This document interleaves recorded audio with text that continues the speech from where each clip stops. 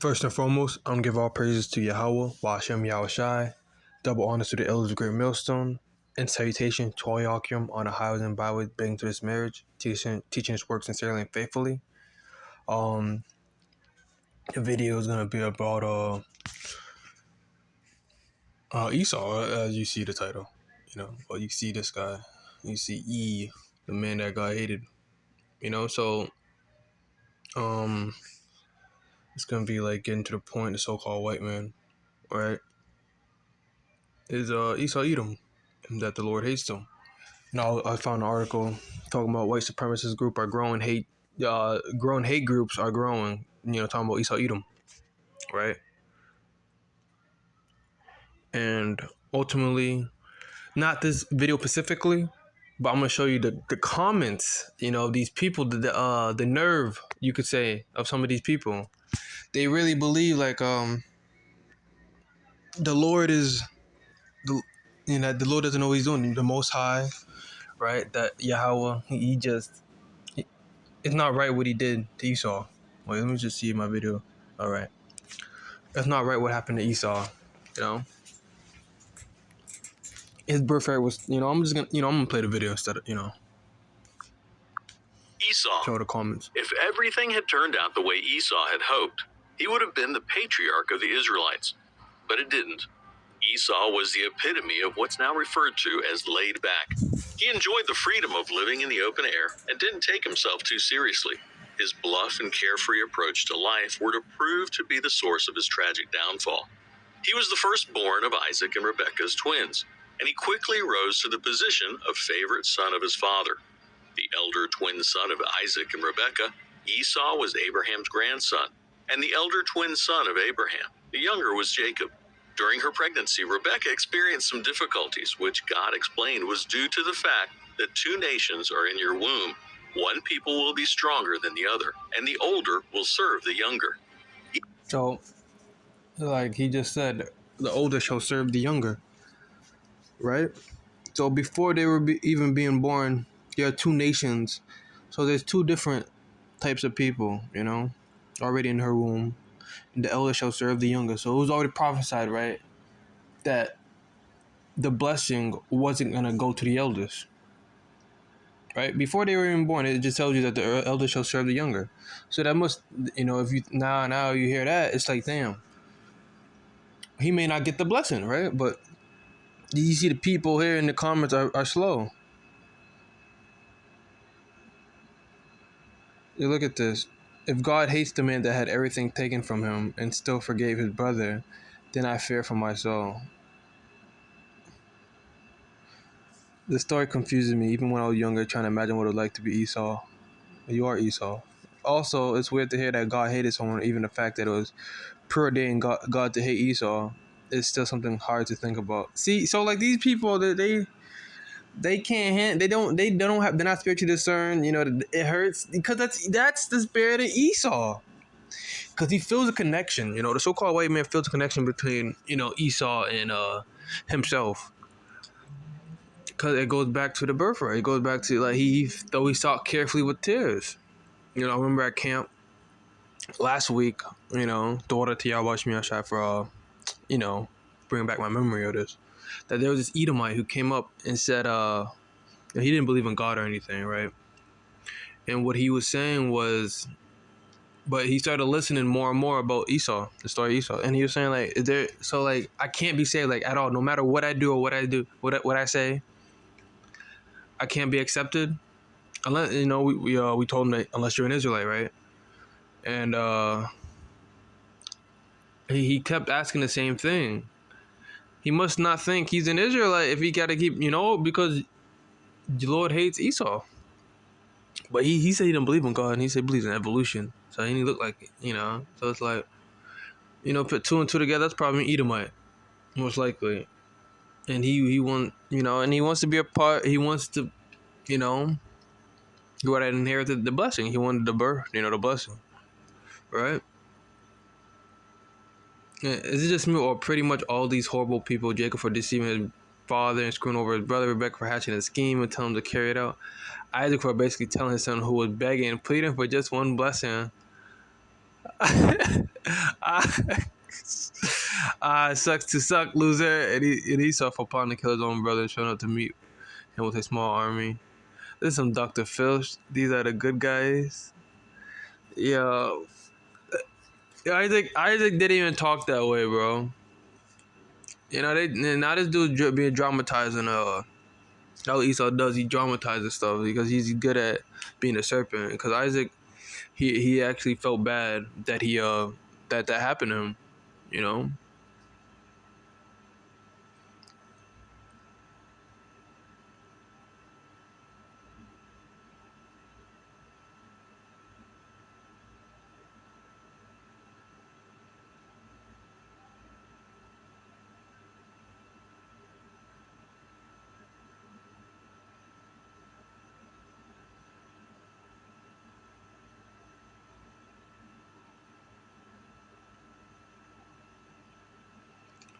I always found this story to be awful. Why would supposedly loving parents play such favorites?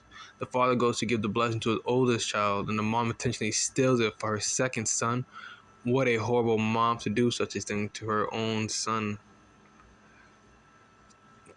This story has always been difficult, but I take exception to your title. God did not hate. Man, shut up.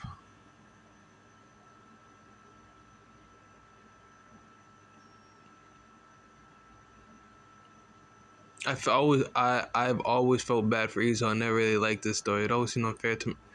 So you got all these people. I don't get it. Jacob ransomed his starving brother's birthright for a plate of food instead of feeding him as a loving brother. Shit. This was even before but the scriptures say before they were being yet born, before they have done good or evil, the Lord already chose. So you got all these people in their feelings. These are Edomites, man. These are Edomites, man. And Eve or Edom. I know Jake being there too. You know, this is probably Nicholas Hernandez, probably an Israelite, but I was reading him, but he didn't say the stuff this is a bunch of this is Edom. I don't get it. I don't understand. This isn't right. I'm just confused. You know, everybody's confused. And no one understands. Well, you're the devil. That's what. Esau's given name means hairy, which describes how he looked when he was born.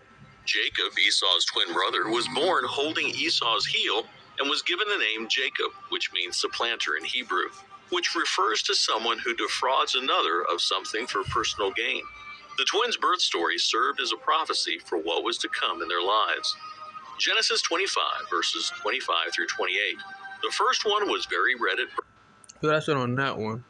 That video. So I didn't even read the video. I wanted to show the comments of the audacity, the arrogance of the people in the comment section. They're all like, Esau, no, they're all crying for this man. But if they knew the things Esau I just found a way to get your paycheck up to 2 days early. Just open a Chime account and set up direct deposit. No more waiting for payday.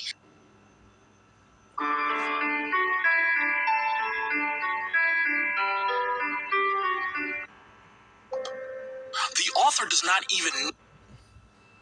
Isaac ends up having twin sons. So this is the video. This is one of the good videos I found. Because this guy thoroughly was, he analyzed the story, this narrative of this story.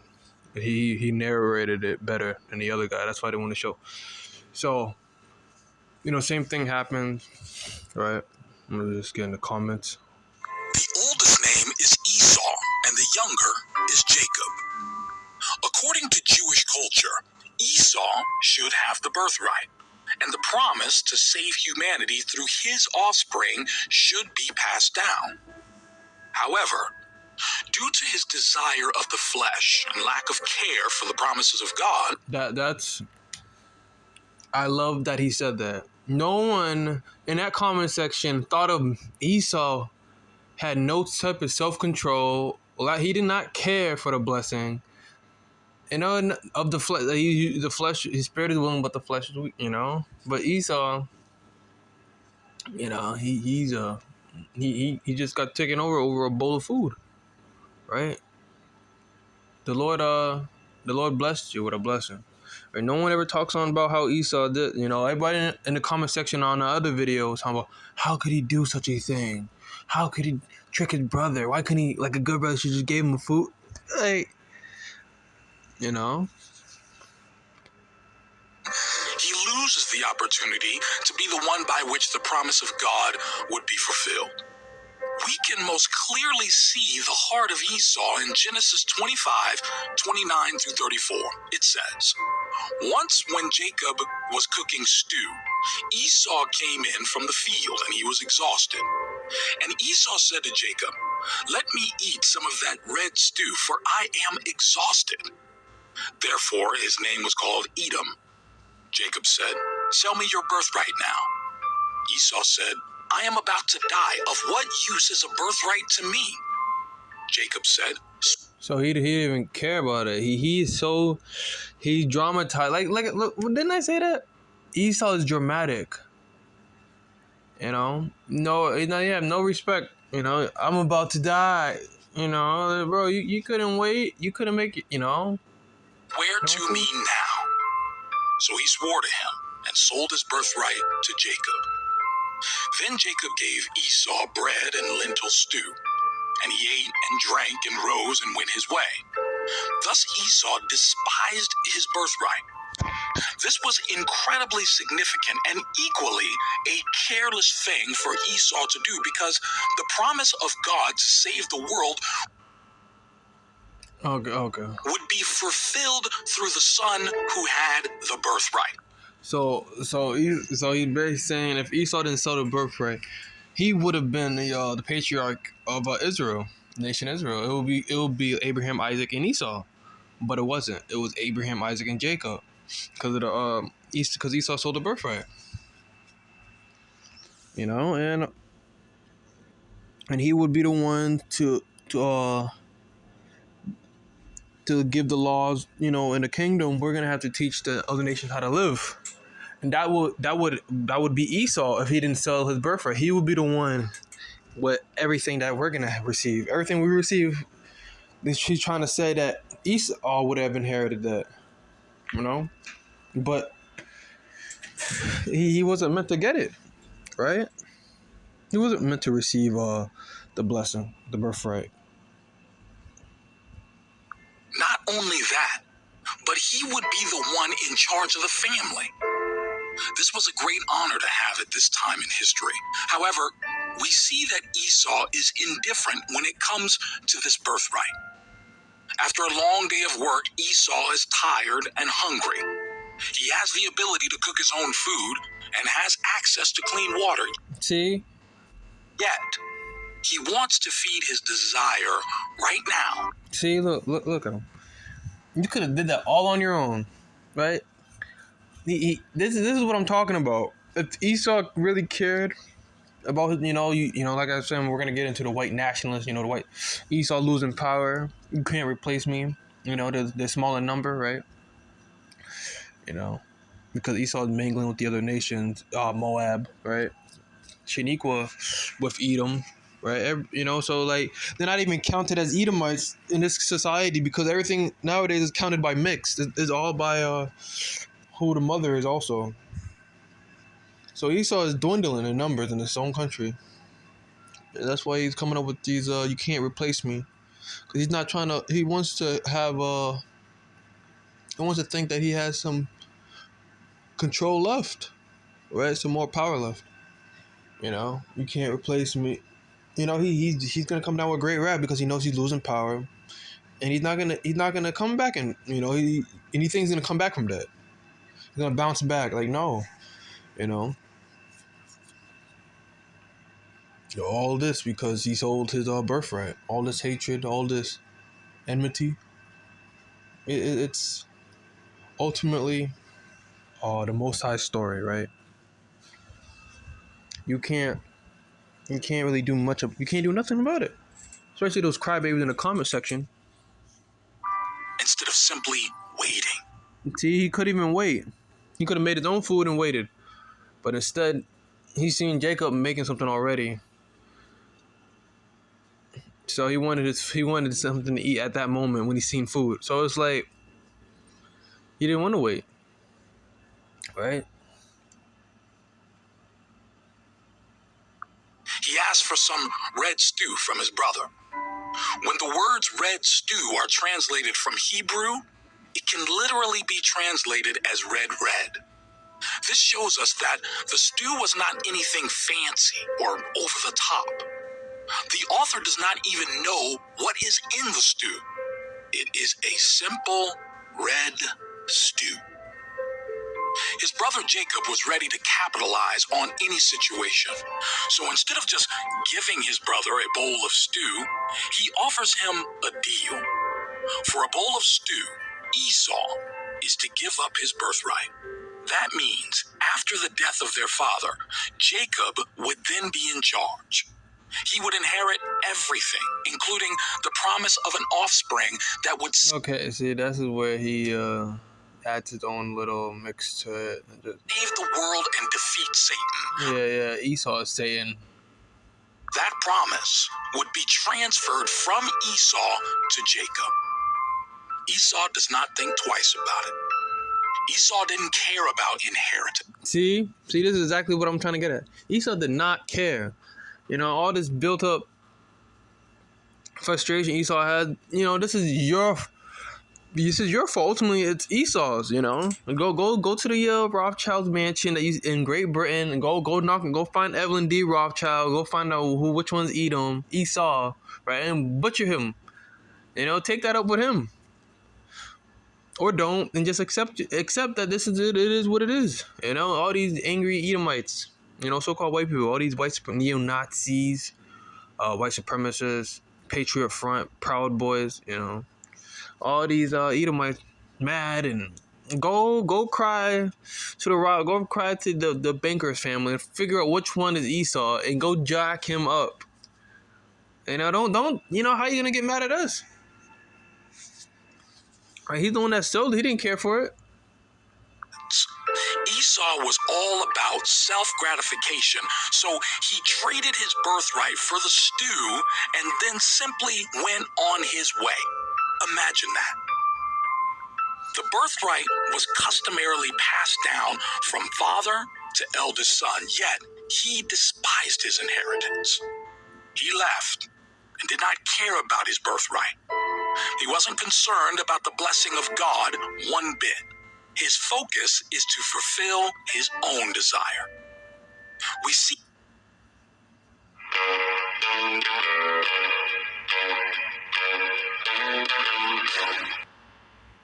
So the fun thing with the serpent is, how does a serpent talk?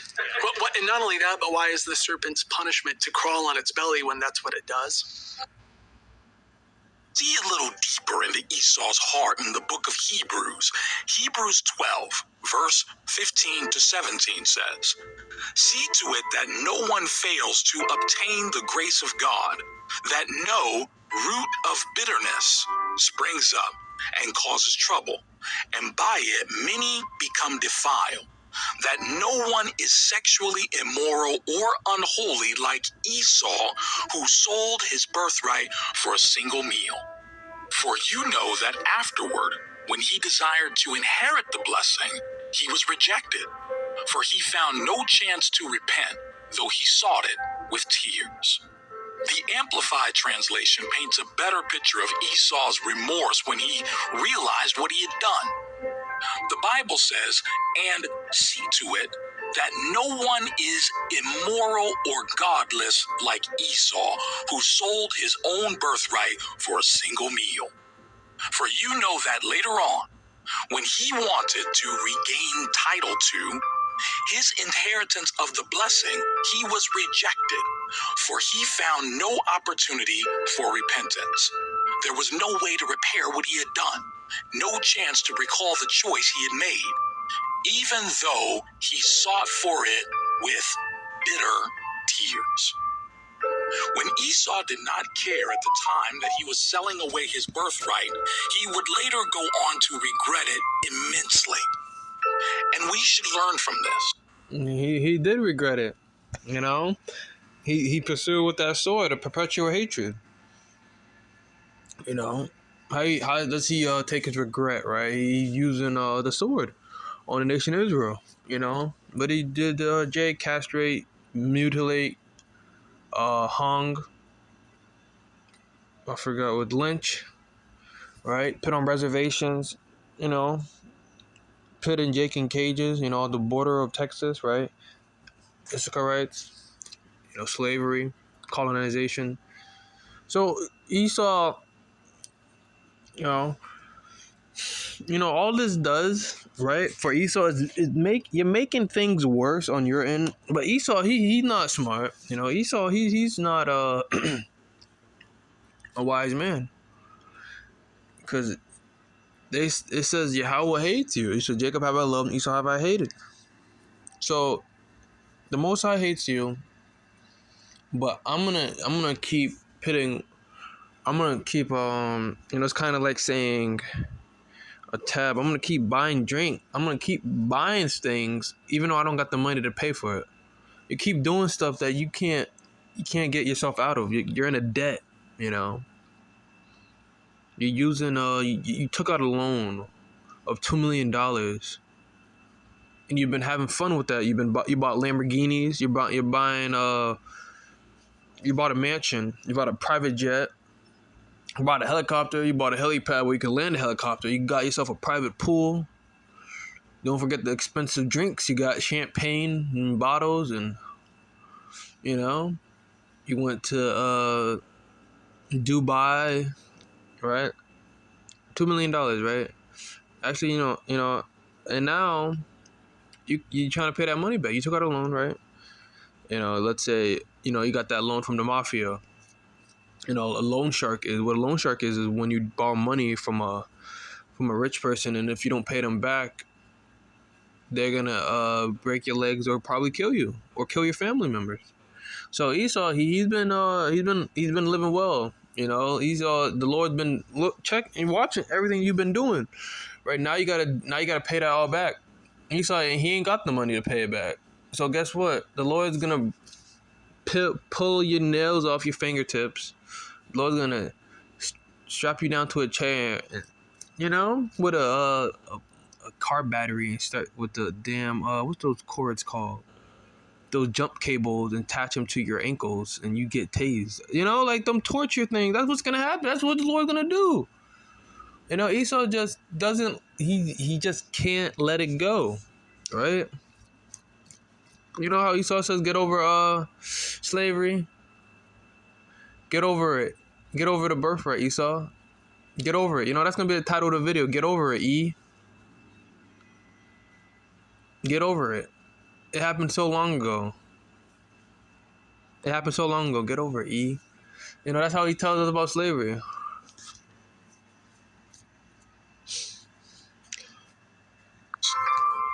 While the desires of the flesh look good at the moment, they lead to regret and brokenness in the end. C.S. Lewis put it best when he said, "We are half-hearted creatures, fooling about with drink and sex and ambition when infinite joy is offered to us. Like an arrogant child who wants to go on making mud pies in a slum because he cannot imagine what is meant by the offer of a holiday at the sea. We are far too easily pleased." Esau was given the opportunity of a lifetime to be the one that the blessing of God would come through, but traded it all for a bowl of stew. See, look at that. Like this is heavy, because this is the Most High blessed. You look at all the stories of Jacob and the nation of Israel, and I don't think not one Israelite would trade what the Lord has given them for a bowl of stew. He traded the vacation by the sea for mud pies in the backyard. The story of Esau is a warning to us. While it may be easy to live life with a lack of self-control, this will lead to missing out on the blessings of God.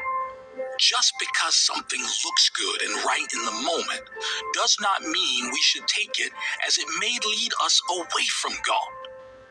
While the desires of the flesh satisfy now, they will lead to a life without the blessing of God. Instead, God calls us to be people of self-control. We do not have to give in to every desire we have, as we have something greater waiting for us. This was not the only time Esau gave into the desires of the flesh. We see it happen over and over. Imagine what would have happened if Esau had not given into his desires. So he's telling you, even then, it happened over and over again when Esau took a wife from a certain land. I think it was a Hamitic, and aggrieved his father, Isaac and Rebekah. So even after, Esau kept making mistakes. He kept sinning. He kept getting the desires of the flesh, right? He was never circumspect. So this is not the one-time thing. The offspring that would come, see, and this is, The offspring that would come and defeat sin and Satan, whose name is Jesus, would have come through the line of Esau. Instead of writing songs about the God of Abraham, Isaac, and Jacob, it would be the God of Abraham, Isaac, and Esau. See, this is where you get that idea of time travel, paradox and time. See, this was Esau, the Stargate project, all these portals and trying to go back in time. These time traveling movies. There's a show called 12 Monkeys, which is about time travel, being constantly in the same moment, for the entire time. Terminator, going back in time, Back to the Future, all these shows and movies about time. Because Esau, what he wants, Esau wants his birthright. It's not even his birthright. Esau wants our birthright, The same is true to some extent in our life. We are missing the blessing of God by giving into the desires of the flesh. While the flesh tells us that pornography, sleeping with others outside of marriage, giving into anger all the time, and gossiping behind each other's back feels good, it will end up leading to destruction. This very sin may even lead to you missing the blessing of God. Let us not become people like Esau. No, let us not become people like Esau, who give in to that's Satan. Save the world from Satan. Look, he even said that you can't be like Esau. Who's Satan? That's Satan. That's Satan doing that to you. That's Esau doing that. That's the spirit of Esau, the spirit of Satan. He says, who give in to every evil desire. That's Esau. Every evil desire.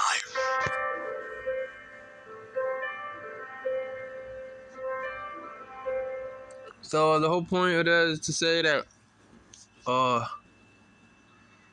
Esau is upset. He's hurt that he's losing power. He's gonna come down with great wrath, right? And he's still gonna try to get that. He still want that birthright. Like Esau says to Jake, get over it. Having so long ago, get over it, dude. Get over the birthright.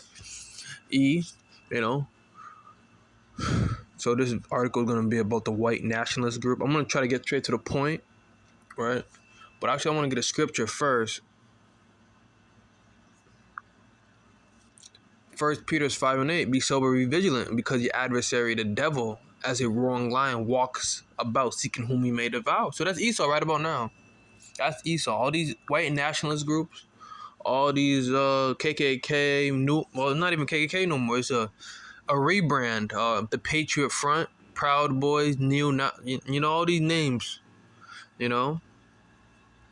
Fueled by virtually unrestricted social media access, white nationalism is on the rise, attracting violent young white men. August 2nd, 2022.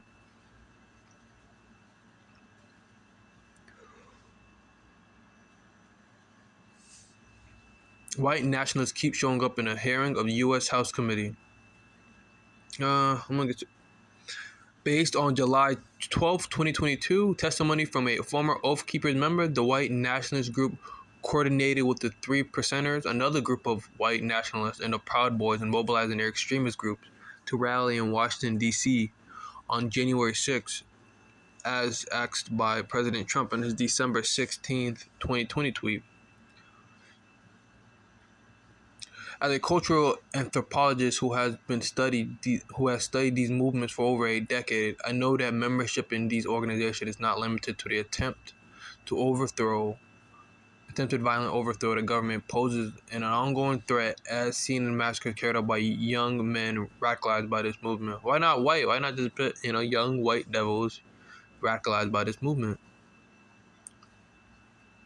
In 2020, for instance, the Department of Homeland Security described domestic violent extremists as presenting the most persistent and lethal threat to the people of the United States and the nation's government. So what Esau is trying to do is link the so-called Hebrew, the so-called black, the Hebrews like us, right, to terrorism.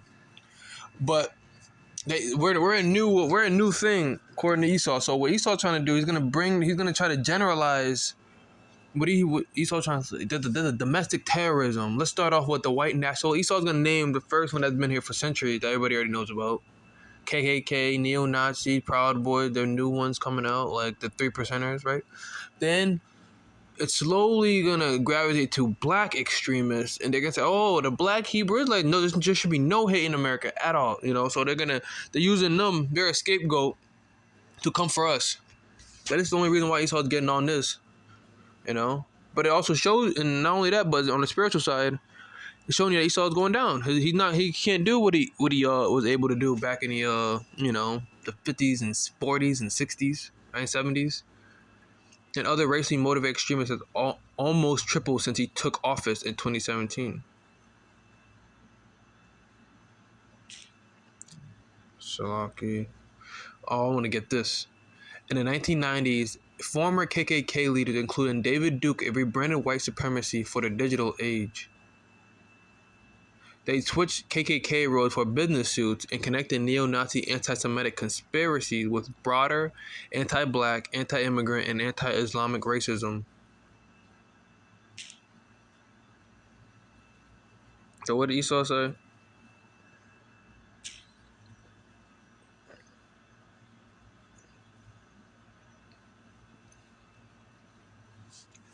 This is this Satan like a roaring lion seeking whom he may devour.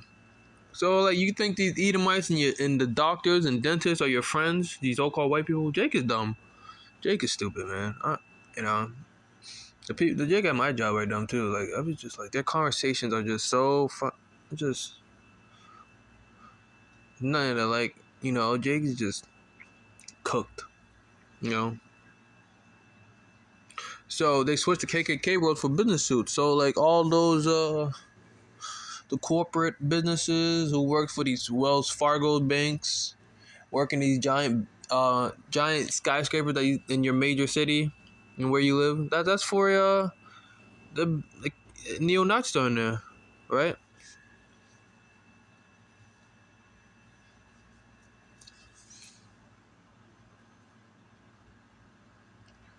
From the 1900s to the late 2000s, this movement largely built discrete online communities and websites peddling racist disinformation. So you got Edomites with business suits on, not only that, but they're hiding on the internet. Esau's a coward, In fact, for years, one of the first websites about Martin Luther King Jr. is that a Google search recommended was a website created by white Nazis that spread neo-Nazi propaganda.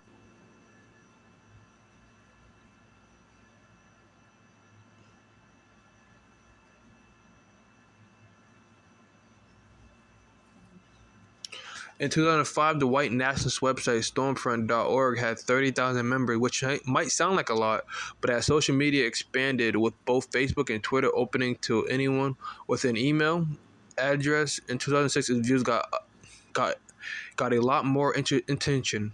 By 2015, 250,000 people had subscribed to become members of Stormfront.org. Between 2012 and 2016, white nationalists on Twitter saw a 600% increase in Twitter followers. They have since worked to bring white supremacists into everyday politics. So Esau's showing them horns, right? Jake is all about bullshit. So during Jacob's trouble, man, we can't feel bad for these niggas, the Jake out there, right, in the world. Eve is just Eve isn't just gone, you know, right? For I'm gonna get this, for the people who are commenting talking about Esau is Esau did nothing. He didn't deserve that. Why did God hate him? You know, Romans 9:11. For the children being not yet born, neither having done any good or evil, that the purpose of Yahweh according to the election might stand, not of works, but of him that calleth. It was said unto her, the elder shall serve the younger. As it is written, Jacob have I loved, but Esau have I hated. So the Lord loved Jacob and hates Esau. And we're starting to see the effects on why. Well, we've been starting seeing the effect. Just go on Google. Look up transatlantic slave trade, genocide of Native Americans, the Aboriginals. All these people. Like, come on, right? The Most High already knew what Esau was gonna do. Right? He created Esau. The spirit in that man, even he knew what he was gonna do. Right? So all this hatred, right? They may not know why, but it's the hatred that they have for not having a birthright. But what did Esau tell Jake? Get over it. Get over it. I had it so long ago. Why does it matter still? Why don't you get over it? Esau's still hurt. He still hurt about the birthright. But he was never, meant to have it. That's gonna be the title of the video. Get over it, E.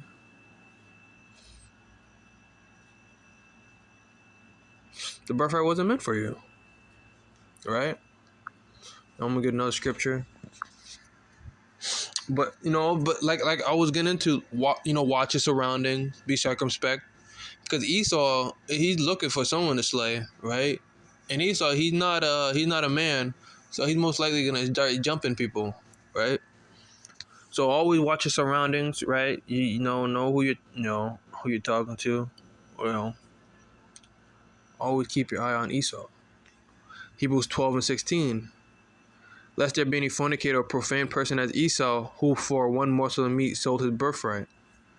For you know how afterward, when he had inherited the blessing, he was rejected, for he found no place of repentance, though he sought carefully with tears. So he's mad because he sold something that he shouldn't have sold. How's that?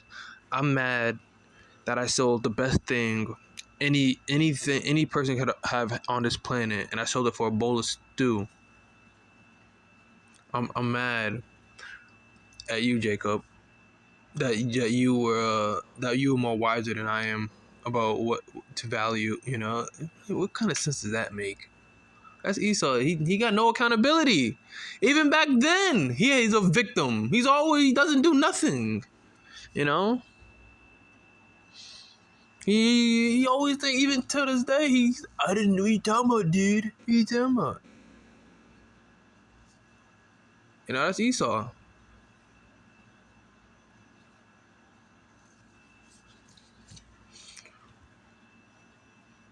And all he does is cry about it. Goddamn crybaby. That's all he ever done. Cry, cry, cry. Tired of him, man. So sick and tired of him. He wants to complain. He's complaining now. He's talking about black privilege. How the hell did that make sense? He's complaining because he can't kill Jake anytime. Oh man, But this is it. This is the man, right? That believes he deserved the birthright. He sold it for a bowl stew. Ever since he sold it, he's been an asshole. Right? You would think, being a spiritual man. Now people say that God didn't hate you, so he just disliked the decisions he made. Some idiot said on the comment board in the first video, right? So my thing is, if that's the case, right? He doesn't hate Esau. I can't even. It just doesn't make sense to me. It says nowhere in the scripture said I hate, but the scripture also says. Let me get to.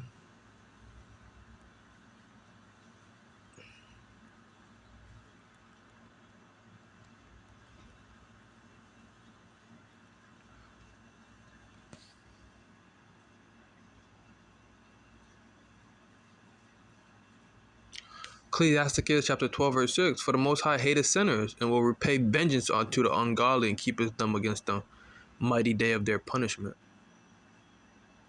So like so the Lord does hate the sinners. He hates sinners and hate the sinners. He hates sins and hates the sinners. And Esau, he don't like Esau at all. He can never be forgiven. You know, you gave away. You basically gave away the whole planet. You could have had the whole earth under your rulership forever and ever. You know, like the man said, it would have been Abraham, Isaac, and Esau. You know, but no, because you wanted a bowl of stew. Imagine giving away the whole planet for a bowl of soup. But Esau, Esau's not spiritually discerned. You know, like the scriptures. If I can get this one more verse.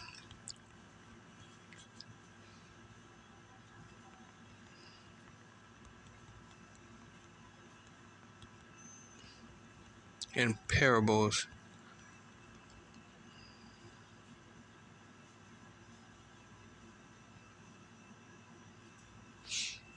Matthew 13:13. Therefore I speak to them in parables, because they see not, and hearing they hear not, neither do they understand. So Esau, he's all it is, and still is. You know, he didn't understand his birthright, and then what will this birthright do to me? At this point, I'm about to die. Like, he's drama, like, bro, you disrespectful little. The Lord's like, this motherfucker. The Most High just sitting there, like, did he really just say he's about to die? You know, he's probably looking at the angels like, yeah. And I was like, how you gonna give up your birthright? Right? Right? How you gonna give up that, you know, for a bowl of stew, you know? But Esau's not spiritual. He can't, you know, it's not spiritually, he's not spiritually discerned. He couldn't spiritually discern the birthright. He didn't understand it. Because it wasn't meant for him to understand. Right? Obviously, if something was written in your language, let's say somebody who let's say had a manual, like a step-by-step in a different language in the person, and I said, I don't understand this. What the hell is it? You threw it away, like gave it away, like, and you understand that you can have it, you know, and you just gave it to somebody, you know, because you can't understand it because it wasn't meant for you. The instructions were meant, because like we talk about the 2/3 and the elect. The elect were receiving, the rest were blinded. Talking about the remnant, you know, the 144,000, and the 2/3 are gonna die because it wasn't meant for them. This is all preordained. Just like with Esau, the same thing. You could use the same thing with Esau. Esau was preordained to give up the birthright. Boom. Leave it alone now. But you got them crybabies, Esau and his nation, Edom, the devils. They still upset. You know, but it is what it is. You know, they better prepare for slavery for 1,000+ years, right? You know, entitled the video, "Get over it, E. Get over it." You know. Let it go. Why are you still complaining? It happened so long ago, dude. You know? And with that, I want to give all praise to Yahweh, Ba'ashim Yahushai, double honor to the elders, great millstone, and salutation to all Yakim. So next time I say Shalom.